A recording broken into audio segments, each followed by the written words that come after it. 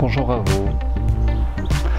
Nourriture pranique, nourriture en conscience pranique et transcendance. Conscience pranique ne veut pas dire pour autant forcément pranique, mais davantage de conscience engagée sur un processus d'éveil grâce aux matériaux praniques. Et je le rappelle au regard de cet extrait de conférence réalisé il n'y a pas très longtemps à Strasbourg, que, à mon sens, le prana se décline en 4 types de lumière. Et grâce à ces 4 types de lumière, en tout cas, lumière du cœur, lumière de la conscience au présent, lumière biophotonique, le soleil, eh bien, en tout cas, un minimum, et éventuellement, grâce à cette 4e lumière, la lumière de la transcendance, du divin, eh bien, d'être plus en conscience, au présent. Tel est mon message de la nourriture pranique, qui est à mon sens celui de la conscience pranique. Eh bien, peut-être est-il possible de vivre l'ordinaire de notre quotidien, aussi ordinaire soit-il, en un merveilleux extraordinaire. Telle serait à mon sens une certaine approche vécue de la transcendance, de nos vies présentes, actuelles, sur ce bas monde. Et peut-être dans cette transcendance, eh bien, de se réaliser, de se déployer dans cette verticalité de l'être qui permet d'être et incarné dans ce bas monde et relié, connecté, inspiré, nourri grâce à ce haut monde. Unir le monde d'en bas, la terre, à celui d'en haut, le ciel, en incarnant pleinement cette antenne cosmotellurique, ce lien entre terre et ciel que nous sommes tous en réalité. Alors, nourriture en conscience pranique et transcendance, eh bien comme je l'ai évoqué dans cette toute précédente vidéo, sublimation ou transcendance,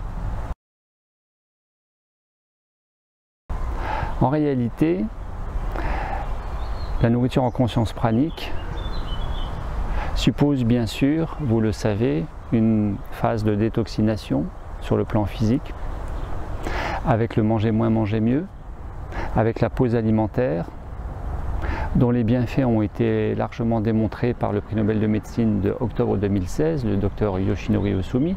Tout cela, je le répète en permanence. Favorisé aussi par le déconditionnement des schémas limitants, et parfois schémas limitants répétitifs. Exploser les limites du corps physique et du corps mental, en tout cas dans la perception que nous pouvons en avoir de l'intérieur, dans ce vécu, de plus en plus conscient, parce que de plus en plus déconditionné de ce qui est infraconscient et limitant, parce que trop pris dans la dynamique du mental et du mental égotique.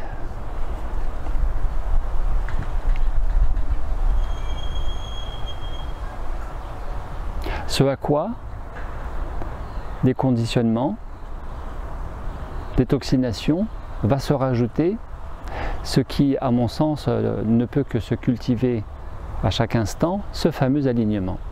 Et nous parlons de l'alignement des 4 corps, physique, mental, émotionnel et spirituel, qui en réalité, à mon sens, implique 4 alignements. Un alignement sur le plan physique, qui consiste en ce fameux manger moins, manger mieux, en cette détoxination apportée, favorisée par la pause alimentaire, à votre rythme, en écoutant le corps, en le respectant, en ne vous violentant pas, en ne faisant pas n'importe quoi avec votre santé, en étant accompagné par le médecin, bien sûr, à titre préventif et peut-être curatif, bien sûr, ça en fait partie. Mais cela implique aussi l'alignement sur le plan émotionnel, l'alignement éventuellement sur le plan spirituel si vous êtes concerné, et pour tout à chacun, l'alignement aussi sur le plan mental. Et qui dit alignement sur le plan mental veut dire aligner une certaine façon de penser, de s'exprimer, donc de parler, d'agir, d'être en relation avec soi et avec le monde extérieur, donc l'autre, l'interdépendance, le relationnel avec soi-même et avec son entourage, son environnement personnel, professionnel, etc., qui soit déployant, qui permettent de se réaliser, qui permettent parce que, basé, appuyé sur une véritable cohérence et donc pertinence entre la tête qui pense et le corps qui ressent et avec lequel nous agissons, eh bien nous sommes cohérents et ainsi nous pouvons atteindre plus facilement nos objectifs. En voie de conséquence directe, cet alignement sur le plan mental qui permet aussi dans cette dynamique de l'horizontalité, de l'alignement horizontal, de cette infraconscience cerveau gauche avec cette supraconscience cerveau droit, le mental égotique et la conscience déconditionnée, démentalisée, synchronisation des deux hémisphères cérébrales, eh bien, permet aussi, en résultante, d'élever sa fréquence vibratoire. Comment élever sa fréquence vibratoire? Qui suggère, bien sûr, en voie de conséquence, davantage de santé, de joie de vivre et de déploiement en conscience dans sa vie. Comme évoqué dans cette vidéo, comment et pourquoi élever sa fréquence vibratoire? Eh bien,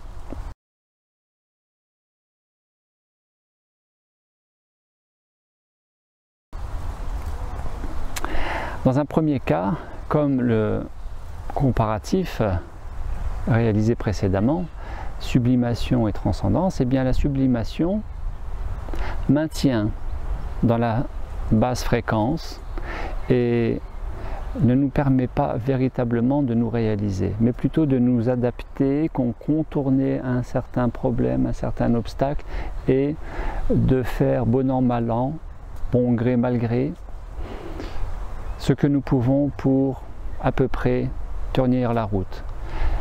Et vous avez la transcendance qui permet d'intégrer un obstacle et de le transformer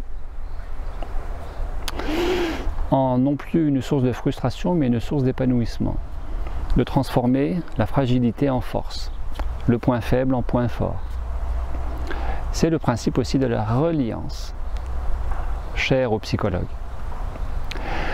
Ainsi, qui dit nourriture en conscience pranique, nourriture pranique, dit aussi un alignement sur le plan mental, parmi les 4 alignements des 4 corps, et que celui-ci va exprimer cette élévation de la fréquence vibratoire. Et autre exemple illustratif de cette fréquence qui peut fluctuer en fonction de comment je m'exprime, comment je parle, comment je suis en action, en relation, dans mon univers, eh bien tout simplement ce matin, je vais dans une grande surface, j'arrive à une caisse avec quelques articles, et puis j'observe la caissière qui redonne la monnaie à la cliente devant moi, et la cliente disant merci, et la caissière disant de rien. Bonne journée, au revoir. J'arrive à mon tour, je paye mes articles, et avec bienveillance, je m'adresse à cette caissière et je lui dis, vous savez que de rien veut dire que ça ne vaut rien. Et elle ne comprenait pas.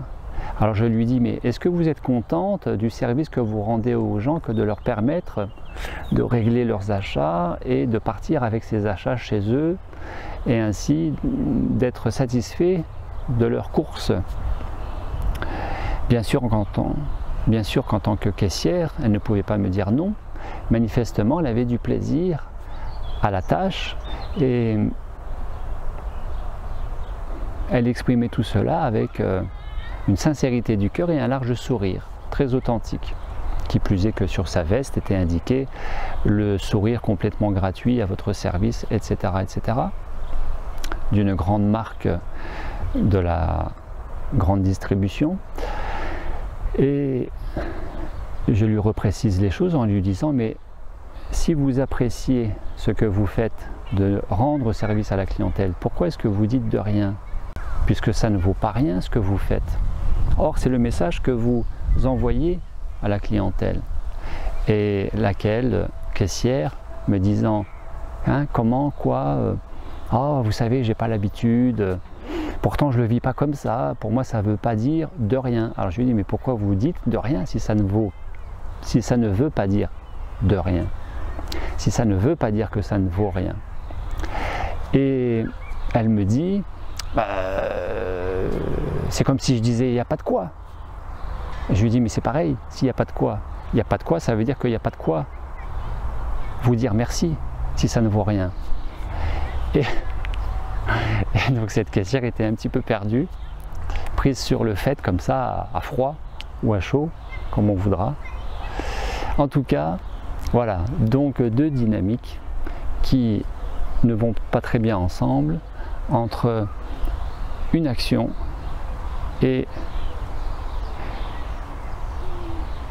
une action dans le fait de passer des articles, de faire payer la clientèle, et le fait de traduire le plaisir à avoir satisfait cette clientèle à la caisse avec un retour qui est de rien. Personnellement, ça m'est arrivé il y a bien longtemps au restaurant avec une personne de me réjouir de passer une belle soirée au restaurant et de commander ce qui me semblait pas trop mauvais. Je précise, il y a bien longtemps, il y a plusieurs années. Et puis d'être en tête à tête avec cette personne, de passer un bon moment, de se réjouir d'avoir deux magnifiques assiettes sur la table, dans un beau décor. Et puis le serveur, très bien habillé, beau garçon, tout allait dans le même sens, d'arriver avec les deux assiettes, de poser les deux assiettes, et puis avec une authenticité du cœur, un réjouissement véritable de notre part, de lui dire merci. Et lui de tourner les talons, de s'en aller et de dire de rien. Pouf, tout retombe. Vous voyez la vibration qui tombe? Et là, très honnêtement, ce qui était là devant moi, je n'en avais même plus envie. Parce que le de rien m'avait cassé, cassé la baraque et m'avait vraiment coupé l'herbe sous les pieds. Voilà, c'est... bref, vous voyez ce que je veux exprimer. Voilà, donc nourriture en conscience pranique, alignement des quatre corps, alignement du corps mental et transcendance. Comment transcender son quotidien? Comment faire que son quotidien ordinaire ne soit pas que banalité, pas que ordinaire, pas que un jour qui se répète parmi tant d'autres et que nous attendons nerveusement la fin de la semaine, que nous soyons tranquilles chez nous le week-end, à ne plus être au boulot.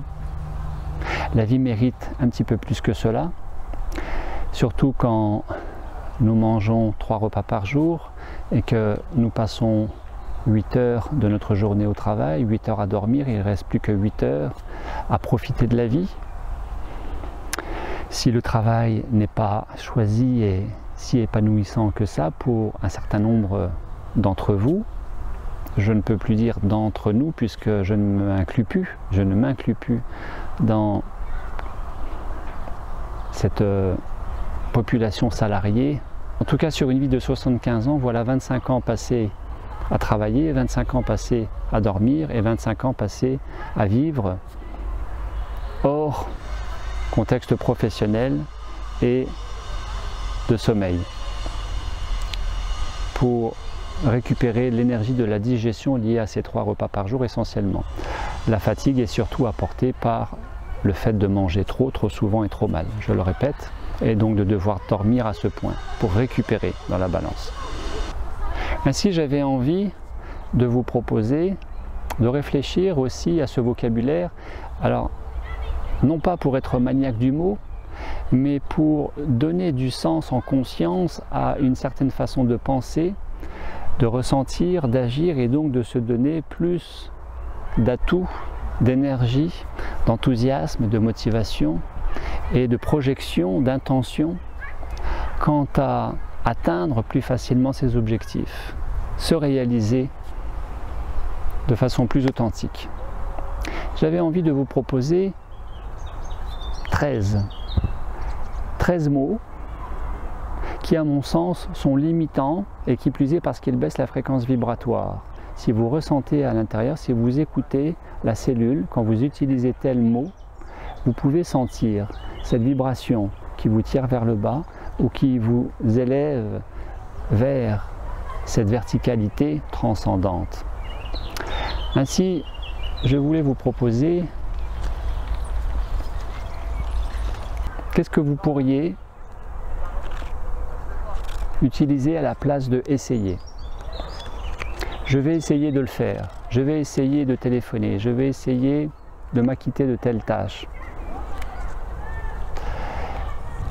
Pour que vous puissiez trouver plus facilement un équivalent qui soit non plus limitant, sujet à une fréquence vibratoire plus basse, mais qui soit maintenant plus déployant et qui élève la fréquence vibratoire, qu'est-ce que vous pourriez proposer de mieux que essayer? Et pour trouver la réponse, de vous poser la question, qu'est-ce qui ne va pas dans essayer finalement? Je vous propose de réfléchir à espérer.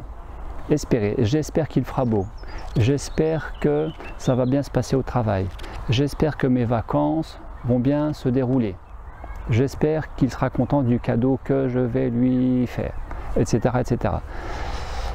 En quoi est-ce que le mot espérer est limitant et par quoi est-ce que nous pourrions le remplacer éventuellement? Une fois encore, ce n'est pas pour être maniaque du mot, mais pour vivre plus en conscience et être plus en cohérence avec soi-même de manière à ce que nous soyons plus déployants dans nos vies. Et cela commence par une certaine façon de penser, de parler, de s'exprimer et donc d'agir. Que pensez-vous du mot obstacle? J'ai eu tel obstacle dans ma vie, j'ai rencontré un obstacle. En quoi est-ce que ce mot obstacle est limitant et par quel autre mot nous pourrions le remplacer éventuellement pour aller connecter le potentiel de cette boîte de Pandore, aller connecter les ressources et les utiliser plus facilement. C'est aussi le but de la manœuvre. Vous avez donc essayé, espéré, obstacle. Vous avez le mot échec. Beaucoup de gens parlent d'échec. J'ai échoué. En quoi est-ce que c'est pas terrible d'utiliser le mot échec et à quoi est-ce que cela renvoie et par quoi nous pourrions le remplacer? Faire un travail sur soi. Énormément de gens, la plupart des personnes utilisent cette formule « j'ai fait un travail sur moi, je suis allé voir le psy, j'ai fait quelques séances, j'ai fait un travail sur moi » ou « je me suis intériorisé, je me suis posé, j'ai réfléchi, j'ai essayé de voir ce qui n'allait pas, j'ai fait un travail sur moi ». C'est tout à l'honneur de la personne qui le dit et de manière à ce que ce travail sur soi soit plus conséquent, plus riche. En quoi est-ce que cette formule faire un travail sur soi est limitante et par quoi est-ce que nous pourrions la remplacer? Autre exemple, indépendant. Nous confondons indépendant avec quoi? Qui fait que indépendant est limitant et par quoi pourrions-nous remplacer ce mot? Bien sûr, cela renvoie à une certaine part d'inconscience versus une certaine part de conscience. Ce matin encore, pour revenir à cette caissière, je voyais bien qu'elle était un petit peu prise à dépourvu et qu'elle était vraiment de bonne volonté, qu'elle essayait de comprendre ma démarche, qu'elle jouait le jeu de converser ensemble entre deux clients et en même temps de ne pas avoir tant de temps que ça et pour autant de rester dans eh bien de rien, c'est un peu comme ça, il n'y a pas de quoi, donc je le vois pas comme ça et finalement je reste là-dedans quoi. Voilà, je reste là-dedans. Donc ça change pas grand-chose. Parlant de cette caissière. Cette démarche avec bienveillance de reprendre la caissière, le caissier, le vendeur dans tout magasin qui exprime à de rien, je le fais depuis un certain temps maintenant, et simplement pour suggérer autre chose sur la base d'une prise de conscience. Et je peux vous assurer que jusqu'à présent, systématiquement, ma démarche a été accueillie avec bienveillance, avec enthousiasme, et que la vendeuse, le caissier, etc., était content d'apprendre quelque chose de nouveau, et à son tour de me remercier. Et moi de ne pas dire de rien, bien sûr, mais plutôt plaisir partagé, avec plaisir. Bienvenue, comme disent les anglo-saxons, les anglophones, américains, anglais, le fameux « you're welcome ». Que pensez-vous de impulsif?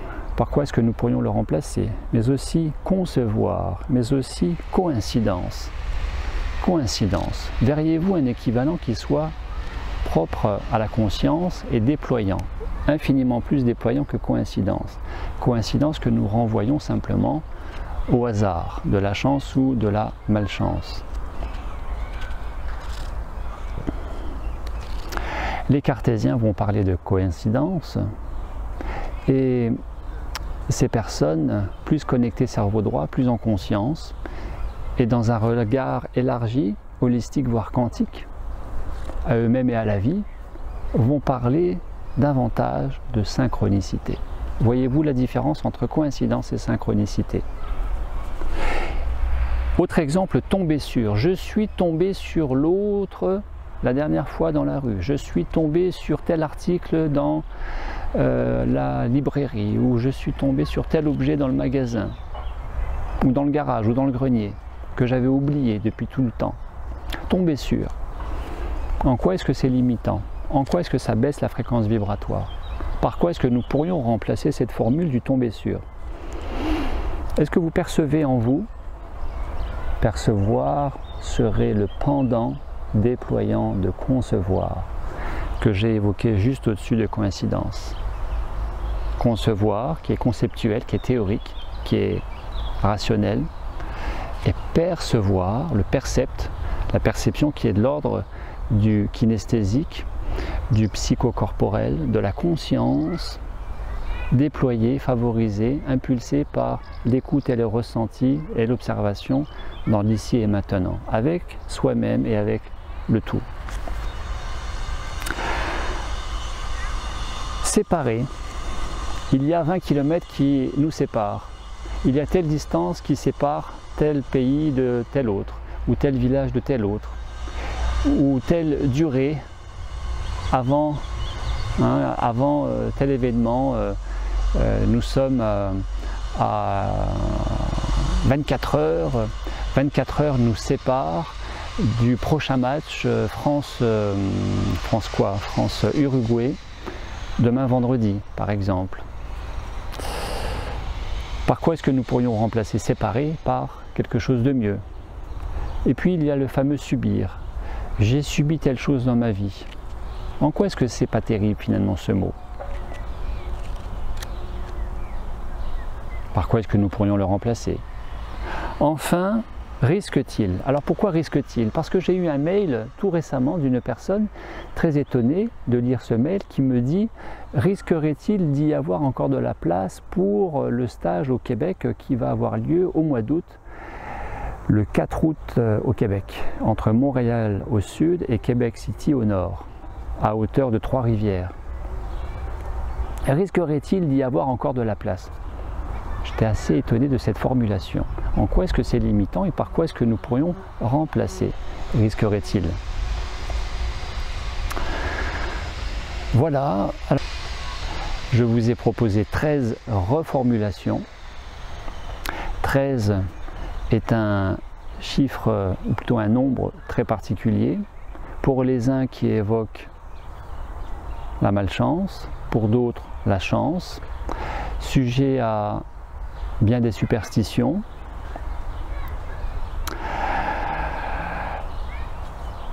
Est-ce que 13 vous évoque quelque chose de limitant ou déployant? moi qui suis né un 13 février, je vis dans la conscience du 13 qui m'invite au changement, au renouveau, à chaque moment de ma vie, à mourir et renaître, qui seraient les fondements, qui constitueraient les fondements de l'éveil en conscience à chaque instant. Merci à vous pour votre écoute et je vous dis à très bientôt. Si vous souhaitez partager vos réponses, me les exprimer en commentaire sous la vidéo et par la même occasion peut-être de partager, d'évaluer, pouce en haut, pouce en bas, etc., etc. En tout cas, si vous souhaitez me contacter, téléphone, mail, SMS, tout me va. Et je pourrais aussi vous faire part d'éventuelles réponses possibles sur ces reformulations à partir de ces mots limitants versus formulation déployante. Merci à vous, à très bientôt, au revoir.